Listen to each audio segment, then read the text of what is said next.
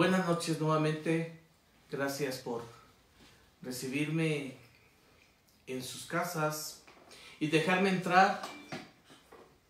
Gracias. Y esperando que vayan conectándose las personas, que compartan. Hoy voy a darme un poquitito ahorita de tiempo para iniciar. Bien, pues ahora nuestro tema el día de hoy, en esta noche, es los frutos del destierro. Y vamos a comenzar en nombre del Padre, del Hijo y del Espíritu Santo. Amén. Ya decíamos el día de ayer, pues todo lo que significó el destierro. Bueno, durante todos estos días hemos dicho esto, todo lo que significó el destierro para el pueblo elegido de Dios, para el pueblo de Israel, para la comunidad de los elegidos. Y también al mismo tiempo lo que significó el desierto y la diferencia entre el desierto y el destierro. Y terminábamos reflexionando precisamente sobre nuestros destierros, sobre nuestros desiertos, qué frutos nos deja a nosotros la experiencia de nuestros desiertos o destierros. Eso es lo que ahora vamos a reflexionar. Es una experiencia muy dura, es prácticamente sentir la muerte, pero al mismo tiempo vemos que esta experiencia dejó muchos frutos. Entre otros está las diferentes espiritualidades que hemos ido reflexionando, que nos la han entregado los protagonistas del destierro, los que vivieron esa experiencia. Y entre otros frutos del destierro vamos a encontrarnos con uno muy importante después de las espiritualidades, del surgimiento de nuevas liturgias que apuntan o preparan, anuncian nuestra gran liturgia, la que nosotros celebramos. Y eso es algo que yo quisiera que termináramos aterrizando en la valoración, sobre todo de la Eucaristía, que es para nosotros el signo central de nuestra fe, sacramento central de nuestra fe, porque en ella se celebra el misterio pascual de Jesucristo el Señor. Y para introducirnos en esta reflexión, voy a entonar un cantito que me gusta mucho, particularmente este canto. Todos los cantos que yo canto me gustan mucho, por eso los canto, porque para mí es el mensaje que transmiten y cómo nos transportan, nos elevan. Corazón, dice la frase, el que canta ora dos veces. Bueno, que este canto sea una oración. Santo Cordero crucificado en el madero, moriste por mí. Tú derramaste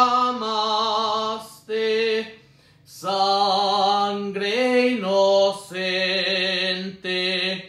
gracias pagaste por mi pecado.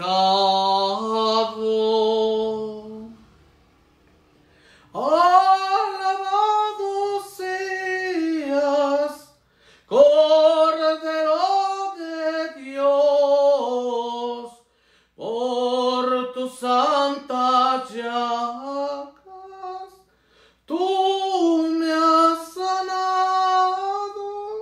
Creo que tomé muy alto el tono, discúlpenme. Si en la cruz tú diste la vida por mí, hoy yo quiero darla por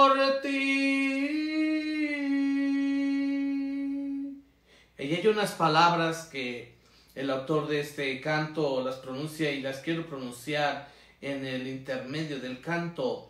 Dicen así estas palabras: Jesús, tú eres el Cordero degollado, el amor que se entrega sin resistencia. En el madero llevaste mis pecados. Tú diste tu vida por mí, por tus llagas he sido sanado, y con tu sangre sellaste la nueva y definitiva alianza. Santo Cordero, cuánto me amas, pues de la muerte me has rescatado. Toma mi vida, yo te la doy. Seré testigo de adoración.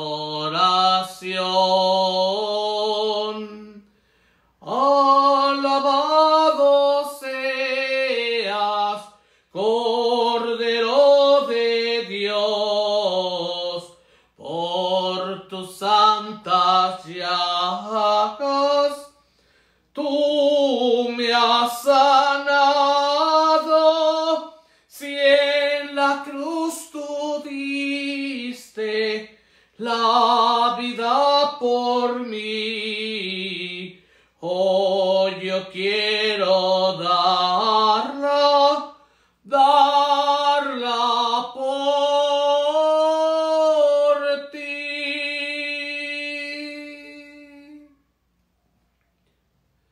Ojalá que este canto haya sido una verdadera oración, a pesar del desliz que tuve. Bueno, en ese desliz yo creo que está nuestra indigencia, nuestra limitación humana. No somos perfectos.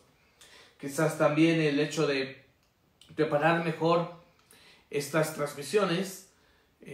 Confieso, les he compartido que estamos comenzando, somos principiantes, incursionando en esta onda de los medios de comunicación masiva, de las redes sociales y de todo esto. Pero ven, como ya les he dicho, se aceptan las críticas, las correcciones a fin de mejorar. Espero que también el audio ya esté mejor, se oiga mejor. Bueno, ¿por qué he entonado este canto? Porque estábamos hablando de los frutos del desierto y del destierro. Una de las ideas principales que hemos tratado en estos ejercicios espirituales que estamos compartiendo es el hecho de que el desierto es un lugar de revelación, un lugar donde se revela nuestra indigencia, es decir, nuestra pobreza, pero también es un lugar donde se revela la providencia divina, es decir, verdaderamente se nota fuertemente la acción de Dios en nuestras vidas. Y por otra parte, la conversión o el reconocimiento, que también es importante, al que tenemos que llegar. Pero en el desierto se dan muchas revelaciones, muchísimas revelaciones, ya que en esta desnudez nosotros nos encontramos con grandes misterios que se revelan a la humanidad, con grandes dones que se nos dan, y estos frutos pues son uno de ellos, la Eucaristía. Por eso he entonado este canto. Y para introducirnos en el tema, algo muy importante, o un texto del que quiero partir, es ese texto del profeta Daniel, que nos cuenta la historia de aquellos que fueron, como se dice, llevados al horno ardiente. Está en el capítulo 3 del profeta Daniel. En este texto se nos presenta una oración. Es la oración de Azarías, una oración que tiene mucha relación también con lo que trata el libro de Baruch. El libro de Baruch, como el libro también del profeta Daniel, fueron escritos durante el destierro. En ese tiempo se escribieron. Y entonces tratan el tema del destierro, o nos comparten la experiencia de estas revelaciones desde la experiencia del destierro. Y uno de los temas que nos comparten es precisamente este de la oración. Cómo en el destierro el hombre lleva con mayor énfasis una súplica a Dios. Eleva su oración a Dios, su súplica. Una oración que brota de un corazón desnudo, un corazón que está vacío, que está vaciado, que ha llegado a la pobreza espiritual.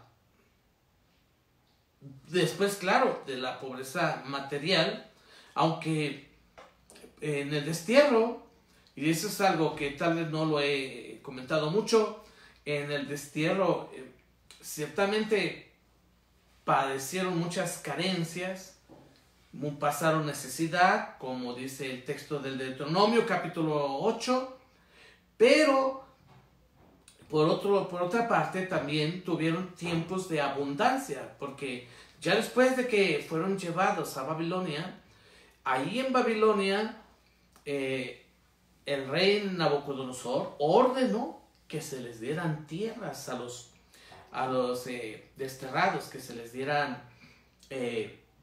recursos para que trabajaran y prosperaran. Y de hecho llegaron a prosperar y llegaron a tener una gran abundancia, y llegaron a superarse tanto que incluso algunos de ellos, pues que de eso hay testimonios, llegaron a ser hasta gobernadores de algún pueblo o de alguna aldea, a pesar de vivir en tierra extranjera. Pero aunque llegaron a tener una estabilidad económica y una prosperidad material después de haber pasado necesidad, sin embargo, lo que viene siendo el aspecto espiritual, en ese sentido, carecían de todo, porque como hemos dicho, no tenían el templo. El templo había sido destruido, y los que estaban desterrados en Babilonia, pues menos tenían templo. Y tampoco tenían sacerdotes, y tampoco había profetas. También fueron despojados de los libros sagrados, etc. Del rey, no tenían rey. Entonces la pobreza aquí es más que nada espiritual. Es carencia de los signos de la elección divina, así lo llamo yo. Carencia de los signos de la elección divina. O sea, esos signos significaban la elección de Dios, cómo Dios los había elegido, que eran el pueblo escogido de Dios, la tierra prometida, el templo, el rey, los sacerdotes, el culto. Entonces ya no podían ejercer su culto. Y por consecuencia, esta pobreza o estas carencias llevaron al pueblo a desarrollar, gracias a su creatividad, unas nuevas liturgias, o sea, una manera nueva de relacionarse con Dios, porque ya no tenían templo, ya no tenían sacrificios. Y entonces, ¿qué iban a hacer? Si ya no tenían templo, ya no tenían sacrificios. Y citamos aquí este texto, como ya les decía, del profeta Daniel, capítulo 3, que habla de los jóvenes que estaban en el horno ardiente. Y lo que vamos a enfocarnos aquí es de cómo, mientras esos jóvenes estaban en el horno ardiente, ellos oraban. Estaban haciendo oración. Estaban en medio del fuego, pero ellos estaban orando. Insiste varias veces cómo estaban orando. ¿Y cuál era la oración que ellos elevaban a Dios estando ahí en el horno ardiente? Vamos a leer la oración. Dice la palabra de Dios. Azarías, de pie en medio del fuego, tomó la palabra y oró así: bendito seas, Señor Dios de nuestros padres, que tu nombre sea alabado y glorificado eternamente, porque tú eres justo en todo lo que has hecho. Todas tus obras son verdaderas, rectas, todos tus caminos verdaderos, todos tus juicios. Has llevado a efecto una sentencia justa al traer el mal sobre nosotros y sobre Jerusalén, la ciudad santa de nuestros padres. Has obrado conforme a la verdad y la justicia, para castigo de nuestros pecados. Aquí subrayo esto, para castigo de nuestros pecados, porque hemos pecado y obrado perversamente, alejándonos de ti. Pecamos mucho en todo y no dimos oído a tus mandamientos. Palabra de Dios, te alabamos, Señor. Y sigue describiendo lo que sucedió y todo ese tipo de cosas en el verso número 33. Dice, hoy no podemos abrir la boca. La vergüenza y la humillación han alcanzado a los que te sirven y te adoran. Palabra de Dios. Y en el verso 34 viene una súplica desnuda, vamos a decirlo así, desnuda.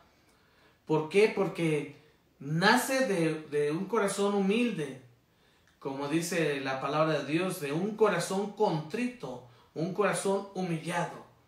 El sentido aquí de humillado o humilde es que estás despojado de todo. Y así lo expresa. Por eso es una oración destilada, una oración pura. ¿Por qué es pura? Porque nace de un corazón desnudo. Vuelvo a repetirlo. Hoy no podemos abrir la boca, pero no nos abandones para siempre. Si nos metemos realmente en el corazón de aquellos jóvenes que oraban cuando estaban en medio del fuego, tenemos que reconocer cómo estas palabras tienen que llegar a nuestro corazón, como dice la palabra de Dios, de sí misma. La palabra de Dios es viva y eficaz, más tajante que espada de doble filo, que penetra el alma, que el corazón, abre los corazones. Si nos fijamos bien, esa oración es una oración que desgarra el corazón. Porque, sobre todo, cuando vemos lo que hoy está pasando en el mundo. Estaba lloviendo, y ustedes yo creo que están viendo constantemente en las noticias todo lo que se va diciendo de esta pandemia del coronavirus, todo lo que los estragos que está causando. Cuando vemos esto que está pasando, cuando yo escucho a gentes que están angustiadas, que se sienten, pues sí, la palabra es angustiados por la amenaza que nos sobreviene, aún sin saber, aún sin enfrentarla todavía directamente, sino viéndola en la experiencia de otros, que como ya les decía al principio de nuestros ejercicios espirituales, nosotros no queremos aprender de otros. Nosotros decimos, no, eso a mí no me va a pasar. Nosotros decimos, no, es que nosotros somos el perrito de la calle del mundo, así que a nosotros no nos va a pasar. Y así, hay justificaciones como esas. Pero aunque quizás hacemos burla de eso, en el fondo hay angustia, hay incertidumbre, hay perplejidad. Eso es el destierro. Sentirnos perplejos, angustiados, sentir la incertidumbre, la duda de no saber ya en quién creer, como yo les decía el día de ayer. No saber en quién. ¿Cómo dijeron los discípulos a Jesús? Señor, ¿a quién iremos? Tú tienes palabras de vida eterna. ¿A quién le vamos a creer? Aquí es donde deberá ser prueba nuestra fe. Se ve que nuestra fe es pobre. Nos falta fe. No creemos. O se ve también que confiábamos en los poderosos, confiábamos en nuestros sistemas.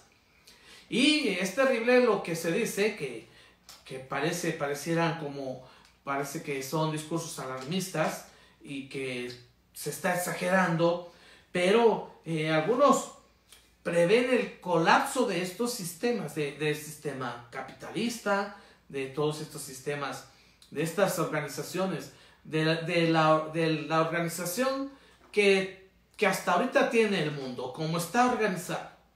Sentir la zozobra, sentir que de repente perdemos el piso y hay bajo de nosotros un vacío que no tiene fin. Eso se ve, eso lo vemos. Nos están preguntando muchos, ¿será cierto? ¿No será cierto? Pero en el fondo hay angustia. En el fondo hay miedo. Y cuando veo las calles de la ciudad semivacías, y cuando vemos que pues inminentemente, definitivamente tenemos que cerrar las iglesias y privar al menos en cierta forma de la participación del culto religioso, no privarlos de la Eucaristía. ¿Por qué? Porque, y ahorita sí, yo también lo digo, pues tenemos que dar esos pasos a celebrar la Eucaristía totalmente solos, pero no vamos a estar solos. ¿Por qué? Porque el sacerdote ofrece la Eucaristía por el pueblo, por la comunidad. La ofrece a Dios. No la ofrece para sí mismo, sino que es ofrecida a Dios. Es Cristo mismo que se ofrece en la persona del sacerdote. Nos enseñaron cuando estudiábamos, ¿verdad?, que el sacerdote celebra en la persona de Cristo. Es Cristo el que celebra en la persona del sacerdote. No somos nosotros. Y por lo tanto no somos solos, sino que es para todo el pueblo. Es algo que quizás nos va a costar trabajo aceptarlo. Nos está costando trabajo aceptarlo. Pero lo tenemos que hacer. Lo tenemos que hacer de corazón. Por el bien de la humanidad. No dudar ya. Pues bien, esto les digo, todo eso que se está viendo, todo esto, lo único que viene a mi corazón es esto. Y leo nuevamente del profeta Daniel, capítulo 4, verso 34. Que ojalá desde sus casas ustedes lo digan conmigo, lo repitan, o me vayan siguiendo, y lo hagan suyo. Lo digan desde su corazón, como yo quiero decirlo también desde mi corazón. Así es como la espiritualidad del destierro ilumina el tiempo, la situación que estamos viviendo del tiempo presente. No nos abandones para siempre. Por amor de tu nombre, no rechaces tu alianza. No retires tu misericordia por Abraham tu amigo, por Isaac tu siervo, por Israel tu consagrado, a quien prometiste multiplicar como las estrellas del cielo, como las arenas de las playas marinas. Palabra de Dios. Ahí está, Daniel 4:34. No nos abandones para siempre, le decimos al Señor. Hacemos esta oración del pueblo que se encontraba en el destierro. Es la oración de los jóvenes que se encuentran en el horno ardiente. Pero es la oración también del pueblo. Un pueblo que se reconoce pecador. Y aquí también quiero comentar un poquito estas palabras que pueden ser controversiales para muchas personas, ¿verdad? Que han crecido en una espiritualidad en la que se nos ha insistido constantemente que Dios no castiga, que nosotros nos castigamos, pero en la mentalidad israelita, en el pensamiento del pueblo elegido de Dios, eso estaba ahí en su corazón. Por eso dice Azarías en su oración: has obrado conforme a la verdad. Estoy leyendo nuevamente. Y la justicia para castigo de nuestros pecados, porque hemos pecado y obrado perversamente, alejándonos de ti, pecamos mucho en todo y no dimos oído a tus mandamientos. Entonces puede ser que esta palabra, porque nos has castigado, porque tú nos has castigado, puede ser que nos cueste trabajo asimilarla. Pero como quiera que sea, hay que entender, de alguna manera, lo que no sucede desde la fe, desde un punto de vista de la fe. Esa es la idea. Y de los frutos que nos deja esta experiencia. Que resalto, por ejemplo, algo muy importante, lo que decía yo al principio, al leer este texto del profeta Daniel, en el cual manifiesta la pobreza de su corazón, ¿verdad? No reconocer que estamos desnudos, esa es la palabra. Bien, pues eso es lo maravilloso de esta oración, que en esta oración el pueblo se agarra de Dios, verdaderamente de Dios. No se atiene a sí mismo, no se autojustifica. No hay excusas, no hay autojustificaciones. Y aquí es un punto muy importante, que muchas de las veces nosotros nos autojustificamos. Es decir, bueno, es que pues sí, yo hago esto, pero pues es que es por esto. Ya sea que le echemos la culpa a los demás. Y nosotros mismos pareciera que somos los que nos damos el perdón. No, tú no te puedes dar el perdón a ti mismo. Eso es lo que significaría autojustificarte. Es decir, dar la impresión de que pues, tú no tienes la culpa, que no tienes nada que ver en eso, no es cosa tuya.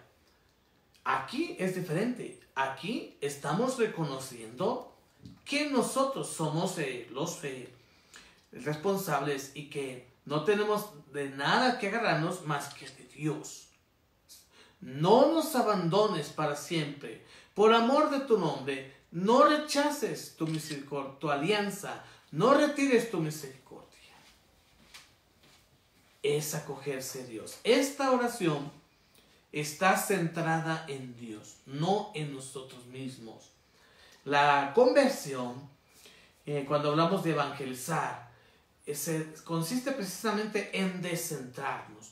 Es decir, no estar nosotros en el centro de nuestro corazón, sino a un lado, y que en el centro esté Dios. Así debe ser nuestra oración, centrada en Dios, no en nosotros. En esta oración, Israel entiende lo que ya les decía yo hace rato, su relación con Dios en términos de premio y castigo. Y así afirma que el único pago que merecemos es el castigo. Si nosotros podríamos decir, ¿por qué nos pasa esto? Si somos el pueblo hijo de Dios, ¿por qué nosotros? ¿Por qué nos tiene que pasar? A mí que me porto bien. Escuchamos siempre esa frase ya trillada. Yo que pago mi diezmo, que realmente muchos no pagan su diezmo, ¿verdad? Yo que hago caridad, yo que voy a misa, yo que, etcétera, yo que soy bueno, ¿por qué me pasa esto? Esa es una expresión de soberbia, que no nace de un corazón que reconoce su fragilidad, reconoce su limitación, sus carencias. En cambio aquí, el pueblo dice, la comunidad dice, no, nosotros no lo merecemos. Pero no, nosotros ¿qué decimos? Nos sentimos muy prendados. Decimos, es que yo lo merezco. Yo lo merezco. No, no lo merecemos. Al contrario, ¿qué es lo que merecemos? Puede ser que en algunos casos de personas pues, se entienda que no se lo hayan buscado tal vez, pero yo digo, ¿quién? ¿Quién puede decir, directa o indirectamente, en este caso de la pandemia, puede ser que le echamos la culpa a los chinos y que ellos no? Finalmente, lo que viene, dice un dicho, ¿verdad? Lo que viene conviene. Si viene es porque conviene. Lo que viene conviene. Por algo es. Y el tema es ahora los frutos del destierro. Es decir, ¿qué frutos podemos nosotros recibir al vivir auténticamente la experiencia del destierro? Y nuevamente retomo la oración de Azarías. Sálvanos. Por el honor de tu nombre, sálvanos. Para que se cumpla tu promesa. Señor, hemos pasado a ser la nación más pequeña. Somos humillados a causa de nuestros pecados. Que al presentarnos con un alma contrita y un espíritu humillado, te seamos agradables. No tenemos cordero. Eso es lo que detectamos en esta oración. Como podemos ver. No tienen cordero. Acepta nuestro corazón contrito y humillado. ¿Por qué? Porque en este momento no tenemos cordero, no podemos ofrecer sacrificios. Hay que recordar que el pueblo elegido ofrecían sacrificios por los pecados del pueblo, por los pecados de los sacerdotes. Se ofrecían sacrificios de corderos, de machos cabríos. Era una religión que estaba centrada en los sacrificios. Pero aquí ya en este momento, en el destierro, ya no pueden ofrecer sacrificios. Porque no está el templo donde se ofrecían los sacrificios. Los sacrificios solo se ofrecían en la ciudad santa de Jerusalén, en el templo de Jerusalén. Era el único lugar donde se podían ofrecer los sacrificios. En ningún otro lugar se podían ofrecer. Tenían que ir hasta allá a ofrecer sacrificios por la expiación de sus pecados. Pero en este momento, en el destierro, no tienen cordero. Es algo impresionante de todo lo que han sido despojados. Y como les digo, aquí tenemos un signo de la elección divina, que es precisamente la alianza y los sacrificios que se ofrecían. El templo, pero ya no lo tienen. Al escuchar esta oración o al leerla, no sé ustedes, ¿qué sientan cuando hemos leído esta oración? Yo creo que es para que, no sé, no es que quiera que nos deprimamos, ¿verdad? Pero es para que lloráramos de tristeza, de reconocimiento, no sé cómo decirlo, de humildad, de dolor por las circunstancias vividas. No tenemos cordero. Es decir, no tenemos de qué ganarnos, no tenemos nada. Somos un pueblo que ha sido humillado. Somos la nación más pequeña, dice la oración de Azarías. Somos la nación más pequeña. Pero aquí lo más importante de esta oración es la respuesta de Dios. ¿Y cuál es la respuesta de Dios? ¿No tienen cordero? Entonces yo les doy a mi hijo para que sea el cordero. ¿A qué se refiere entonces a quién? A Jesucristo, el sacrificio de Cristo. ¿Por qué se necesitó el cordero de Dios? Porque los corderos de la tierra ya no valen, ya no servían.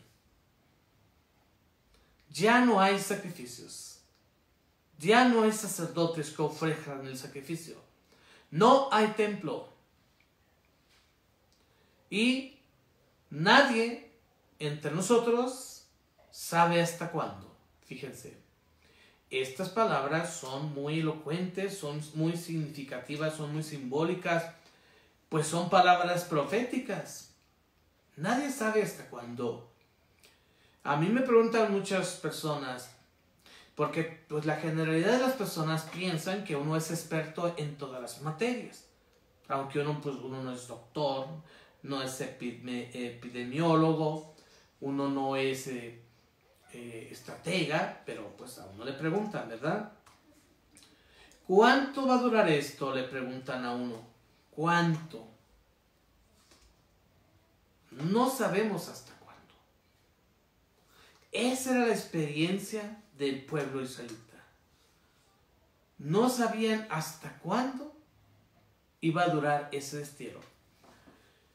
Al principio creían que no iba a durar. Pensaban que pronto iban a retornar. Pero hay que recordar que el pueblo elegido habían confiado en los poderosos. Habían confiado en Egipto. Ya lo reflexionamos eso.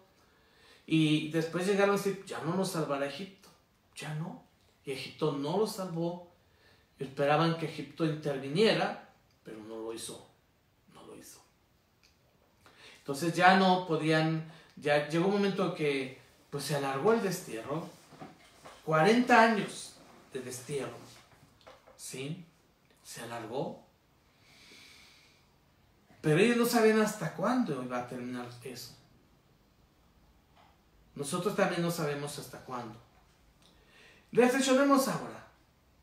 ¿Qué es lo que realmente sentimos en nuestro interior cuando decimos, yo me acuso? Ya no nos acercamos así, ya no decimos, me acuso, cuando vamos a confesarnos. Pero esa era la forma correcta en la que uno debería acercarse. Yo me acuso. Porque se acerca uno como penitente, uno mismo se acusa. ¿Y cuántas veces hemos dicho verdaderamente estas palabras? Con el corazón en la mano. Con un verdadero arrepentimiento, con un reconocimiento de nuestro pecado, de nuestra miseria, de nuestra indigencia y por lo tanto de nuestra soberbia. ¿Cuántas veces? También, ¿cuántas veces hemos escuchado en la celebración las palabras, este es el Cordero de Dios que quita los pecados del mundo? Y sabemos lo que significa estas palabras. Este es el Cordero de Dios que quita los pecados del mundo. Y contestamos nosotros, Señor, yo no soy digno de que vengas a mí, pero una palabra tuya bastará para sanarme. Sabemos lo que estamos contestando. Yo no soy digno de que vengas a mí. Y cuando los israelitas llegaron a ser despojados de su culto, cuando dijeron, es que ya no tenemos cordero, ¿qué vamos a hacer si no tenemos cordero? Acéptanos a nosotros como sacrificio. Y la respuesta de Dios es, no, aquí está mi hijo. Él es el cordero que quita los pecados del mundo. Él es el que se entrega por nosotros en cada Eucaristía. Se entrega como humano y como Dios. El que no cometió pecado, Él lo hizo pecado. Él se hizo pecado para ofrecerse en sacrificio por nosotros. Y eso es lo que se celebra en cada Eucaristía, en cada Santa Misa. La misa, pues es de alguna manera toda radical indigencia y toda radical providencia. Es esas dos cosas. Es como la cruz de Cristo Jesús. al pie de la cruz, porque de hecho ahí es donde realmente se celebró el sacrificio. En el momento en que Cristo muere en la cruz, ahí está toda la indigencia de la humanidad y toda la providencia divina se está manifestando en ese encuentro. ¿Sí? El pecado en todo su magnitud, pero la misericordia también, el amor en su máxima expresión, en el extremo. Ahí se llega al límite. Y fíjense que esto es muy significativo, ¿no? Porque podríamos pensar que ¿por qué tuvo que morir en la cruz? Pues tenía que trascender, tenía que ir más allá del límite, al extremo, de dar su vida por nosotros. Y nosotros yo creo que tenemos que reflexionar sobre el valor de este es uno de los frutos del destierro. La revelación del misterio de la Eucaristía, del sacrificio de nuestro Señor Jesucristo. Ya desde allá se viene anunciando, se viene revelando, se va preparando el pueblo, la humanidad, para la culminación de la historia, que es el momento en que Cristo se entrega por nosotros. Que hoy este sacrificio nos consiga a tu favor. Sabemos que los que confían en ti jamás serán defraudados. Ahora te seguimos de todo corazón. Te tememos y buscamos tu rostro. Así continúa la oración.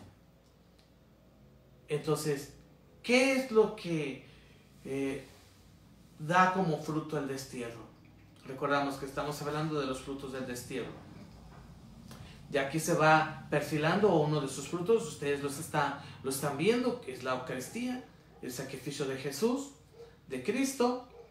Pero también otro fruto es el nacimiento de los Anahuim, que significa los pobres de Yahvé. Yo creo que nosotros no entendemos, y quizás no sé si ustedes, mis interlocutores, si los que me están escuchando y viendo, habían oído esta palabra, ¿verdad? Lo que significa esta palabra, ya sea en hebreo, Anahuim, o en español, los pobres de Yahvé. Que no se ha entendido bien, realmente, yo creo que no se ha entendido, porque muchos entienden los pobres de Yahvé como pobreza verdaderamente material. Pues puede ser, o sea, bueno, en un momento de su experiencia, ya lo habíamos dicho, estamos hablando de una pobreza material porque fueron despojados de todo, fueron desterrados, o sea, fueron unos, como diría el Papa Francisco, unos descartados. Esa es la frase del Papa Francisco. Los descartados, también son lo mismo que los desterrados, son los mismos que los marginados. Esa palabra la usamos más nosotros, marginados. El Papa usa descartados. Y también podemos decir desterrados.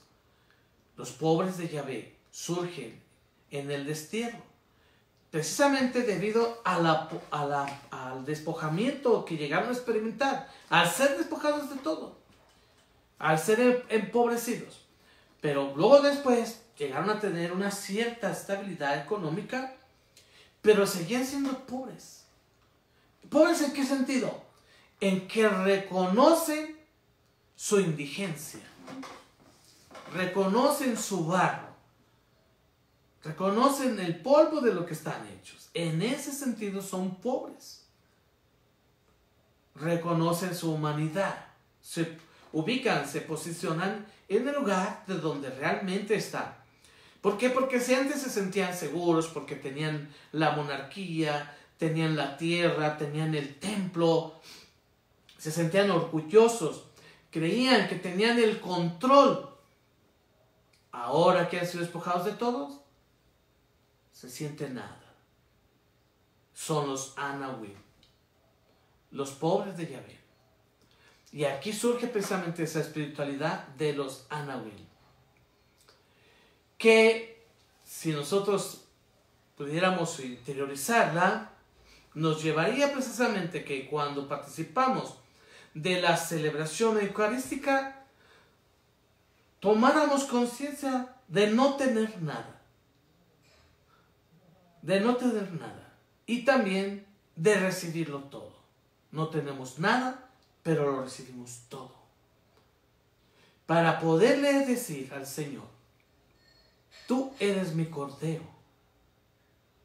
Tú eres el Cordero que quitas el pecado del mundo. Tú eres el Cordero que vences, que triunfas sobre mi pecado, sobre el pecado del mundo o el pecado de la humanidad. Tú eres el Cordero. Eso es a lo que llega el pobre de Yahvé. Eso es a lo que llegan los Anahuim, los pobres de Yahvé. Y eso es lo que llamamos la espiritualidad del Anahuim. Tiene que ser el deseo de estar despojado de todo. ¿Sí?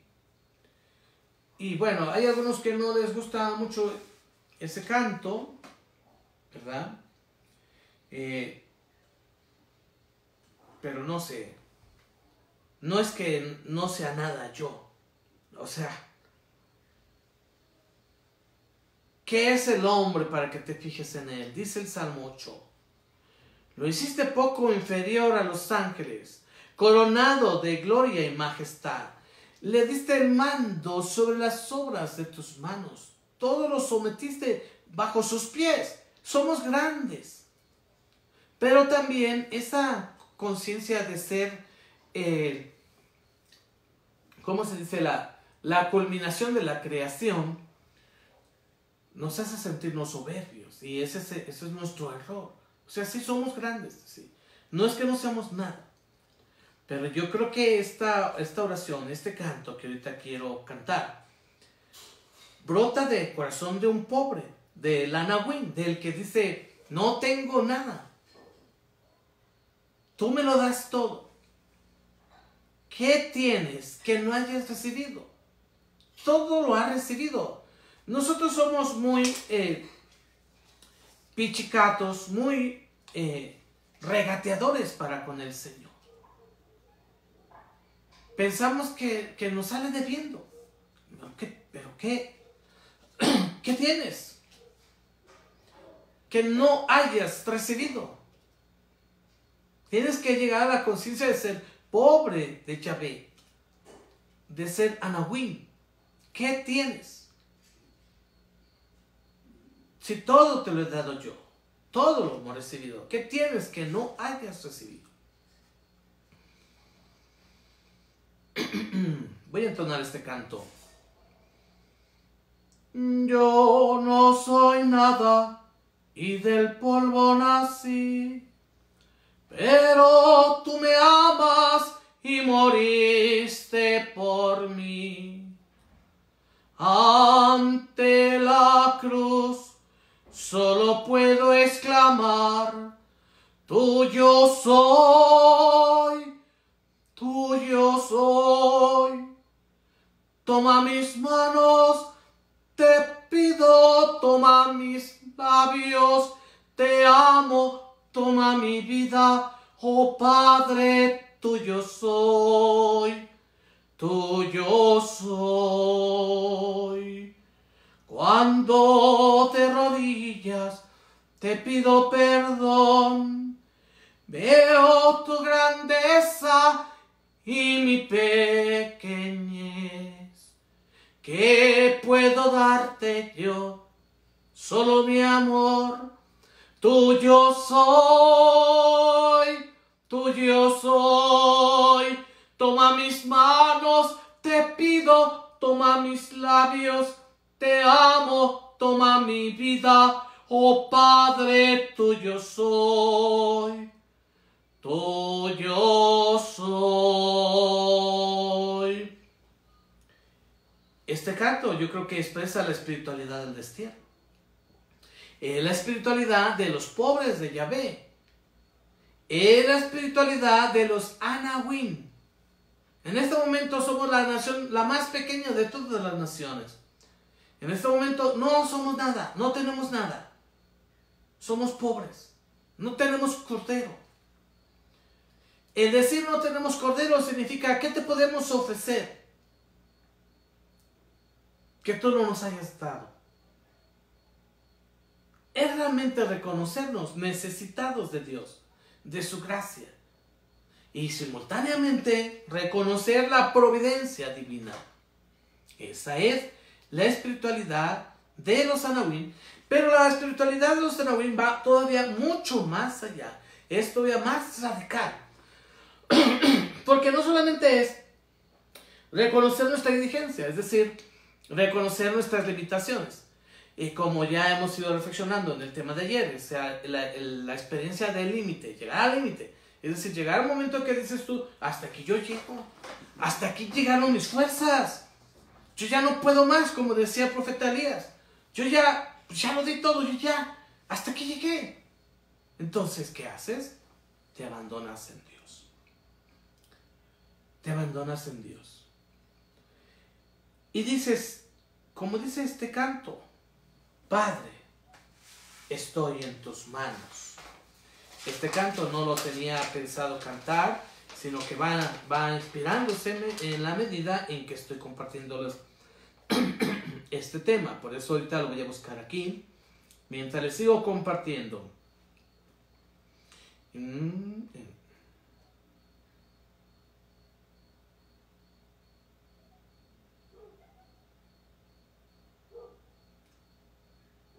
Pues no lo tengo aquí, pero voy a tratar de recordarlo. El canto se llama Padre, estoy en tus manos. Padre, estoy en tus manos. Padre, te entrego mi alma. Enséñame a amar. Padre, estoy en tus manos. Padre, te entrego mi alma. Enséñame a amar.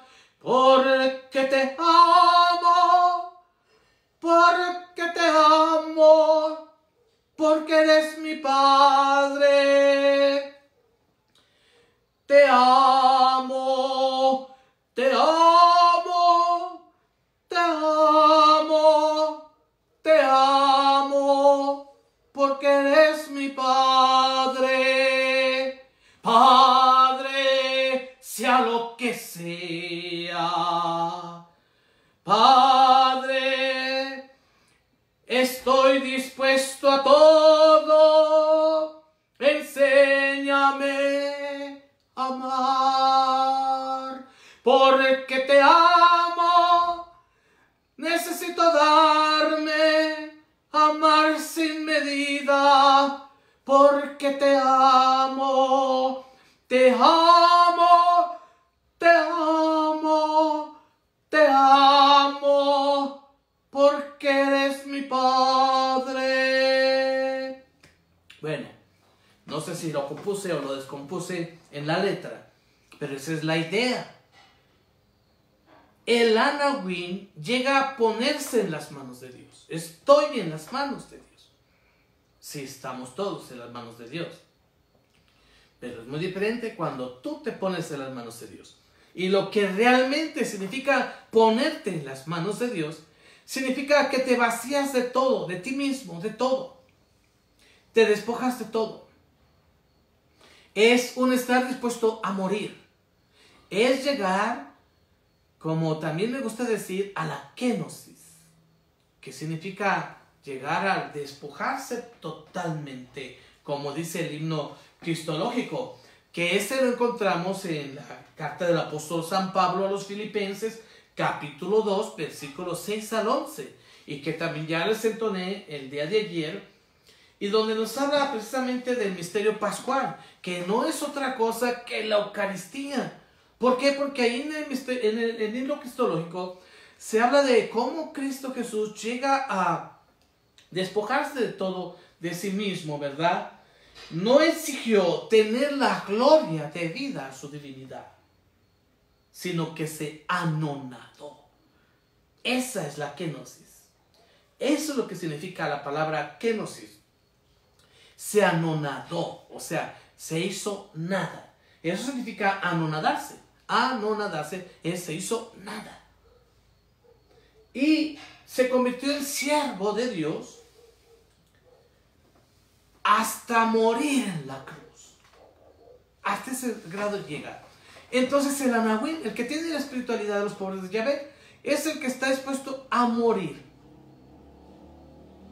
Está dispuesto a dar la vida como Cristo la dio por nosotros.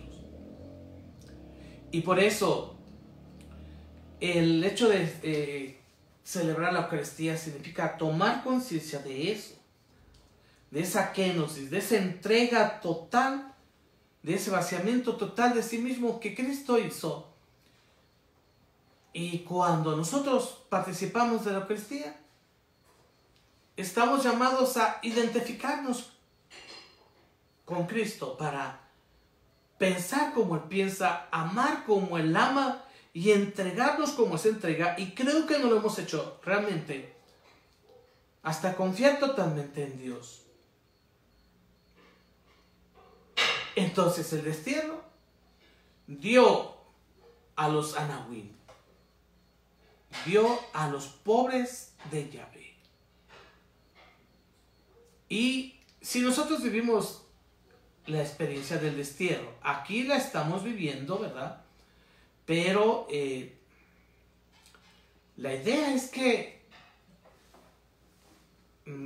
bueno, yo les decía a las personas cuando iban a vivir el retiro del desierto, les decía, la idea es que esto lo convierten en actitud y que luego lo vivan allá, cuando regresen a sus casas, cuando regresen al campo de batalla, cuando regresen a su trinchera, ahí donde tienen que emprender la lucha, ahí donde tienen que enfrentar el reto. Ahora, pues no les puedo decir eso porque ustedes ya están en sus casas, ahí están. Pero el reto es que lo vivan hoy y siempre, cuando tengamos que enfrentarnos a las pruebas. Y tener esta espiritualidad, estarlo reflexionando. Les comparto que, vuelvo a compartirles mi experiencia de esta iniciativa que he tenido de transmitir estos ejercicios espirituales. Les comparto que cuando yo les estoy compartiendo mi enseñanza, mi reflexión en estos ejercicios espirituales, también Dios sana mi corazón. La verdad es que me siento bien. Yo mismo me lo digo a mí mismo, lo que les digo a ustedes. Y claro, que aquí hay algo muy importante. A lo que llegó el pueblo israelita fue a la autocrítica, a que ellos mismos se desnudaron ante Dios, aceptaron, reconocieron su pobreza, su indigencia, su necesidad de Dios, que es algo que también nosotros tenemos que reconocer para poder sanar, para poder ser libres, para poder ser redimidos, para alcanzar gracia y salvación, y especialmente para poder aprovechar al máximo las riquezas espirituales que se derraman en la celebración del santo sacrificio de la misa. Pues realmente lo que pasa es que vamos a ser despojados al menos de la celebración presencial de la Eucaristía, que sabemos que no es lo mismo. Yo recuerdo que antes, cuando no pasaba todo esto y que se transmitían la Eucaristía por algunos canales de televisión, la gente me preguntaba, oiga padre, ¿me vale la misa? Creo yo que esa pregunta estaba cargada de una necesidad de autojustificarse, de disculparse, de de exentarse de la obligación de ir a misa. Cuando realmente en el fondo del corazón sabemos que no es nada igual. Yo lo entiendo. Por eso quizás la resistencia a ser despojados de la participación en misa. Pero vuelvo a repetirles, tenemos que hacerlo.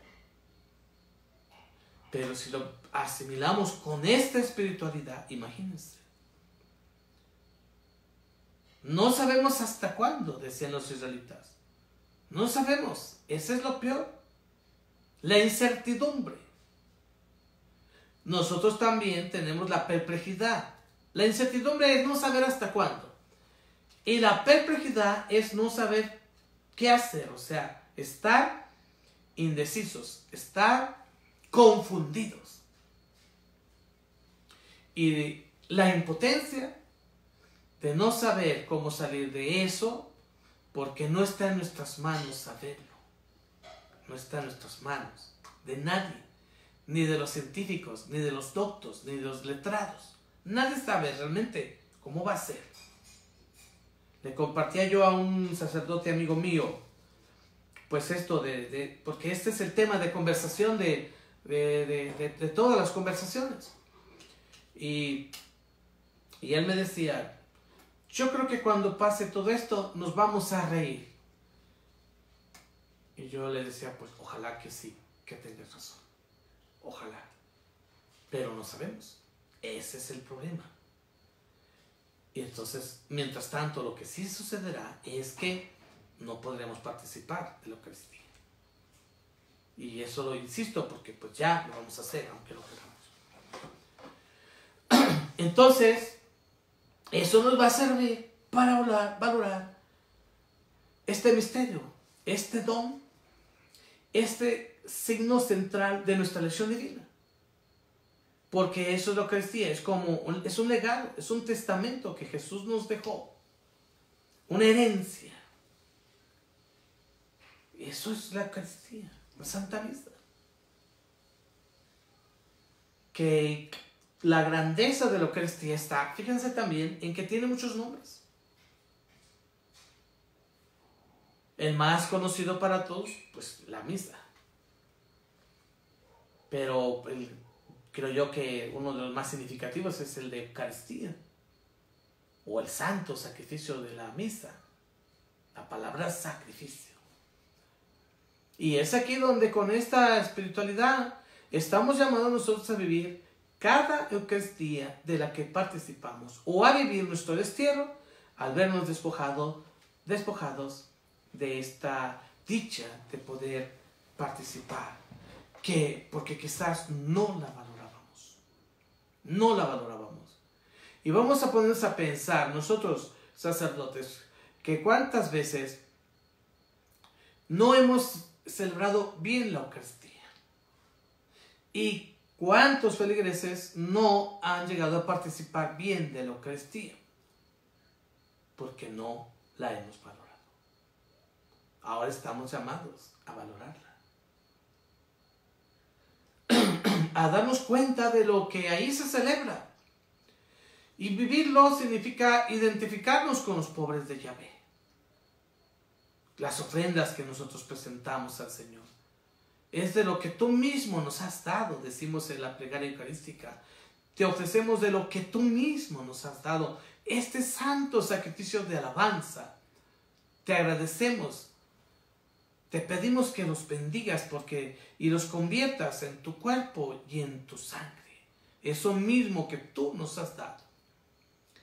Y finalmente, y ya para aterrizar, a final de cuentas lo que tenemos que buscar alcanzar es llegar a darnos cuenta que lo más importante es que reine Cristo, que reine Dios en nuestro corazón, que lleguemos a vivir del Espíritu de Cristo, que como les decía, cristiano es aquel que tiene el Espíritu de Cristo.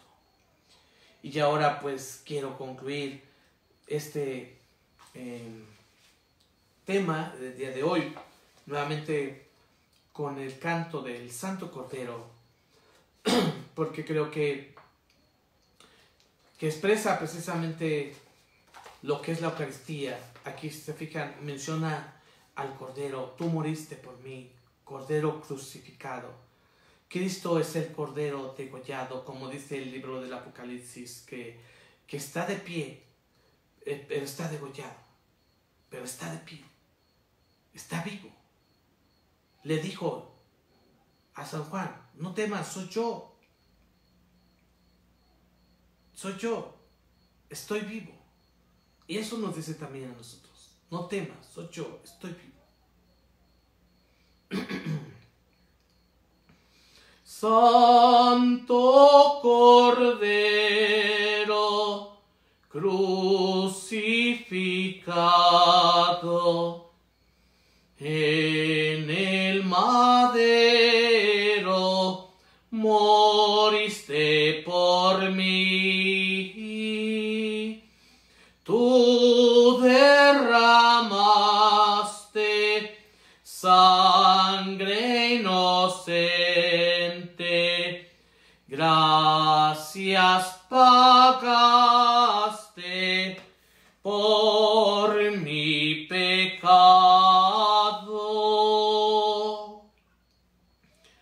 Alabado seas, Cordero de Dios, por tus santas llagas tú me has sanado. Si en la cruz tú diste la vida por mí, oh, yo quiero darla por ti.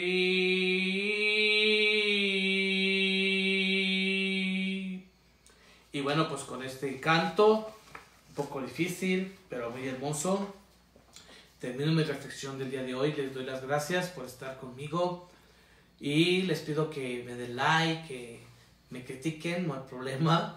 Yo mismo sé que estoy cometiendo muchos errores, pero teníamos que dar este paso. Yo creo que este es uno de los frutos del destierro, la creatividad, que tenemos que incursionar en estos medios. Siempre se había dicho que teníamos que incursionar, que nos estábamos quedando dormidos. Y pues ahora sí que la necesidad nos ha obligado a hacerlo. Pero ahora necesitamos perfeccionarlos para hacerlo lo mejor posible, para que sea realmente edificante para ustedes. Así que perdonen los errores cometidos porque estamos en construcción. Apenas estamos aprendiendo a evangelizar, a catequizar, a anunciar, a proclamar la buena nueva por estos medios. Con mi bendición me despido. La bendición de Dios Todopoderoso, Padre, Hijo y Espíritu Santo, descienda sobre ustedes y permanezca para siempre. Gracias.